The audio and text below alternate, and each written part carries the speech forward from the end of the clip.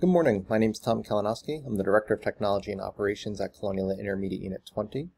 Today is October 21st, 2020. This is episode number 73 of Tech Tips. This tech tip is for the math teachers that are out there. I am in by no way a math teacher. I think I have the answer to this problem correct, but again, just disclaimer, not a math teacher. But what I'm going to show you how to do is how to use the equation editor within Google Docs to make documents for the students in your class, and then maybe import them into Schoology or do whatever you need to do with them. But I'm going to show you how you can use the equation editor to type out equations. Let's say that this is the equation. So we have what's the absolute value of -8 divided by 2 minus 4 over -2 to the third power. And you can see I already have that equation there, so I'm going to show you how you can do that yourself. So the first thing we need to do is go ahead and click on Insert, and then you'll see something here that says Equation. Go ahead and click on that, and you'll see it brought up an equation toolbar. You have Greek letters, miscellaneous operations, relations, math operations, and arrows.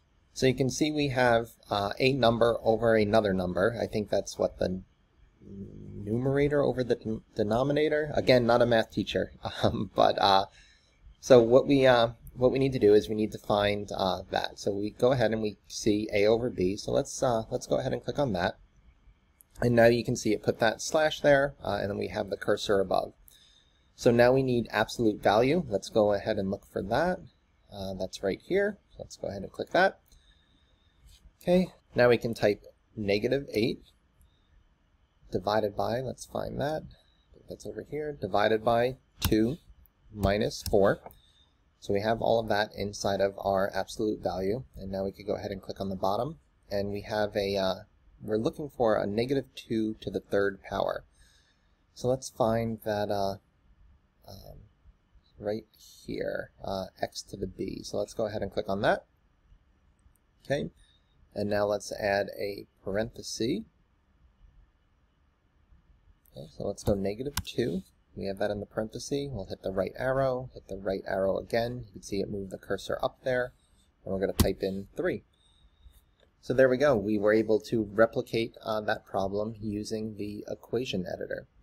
I'm not going to embarrass myself by trying to solve this problem while recording here.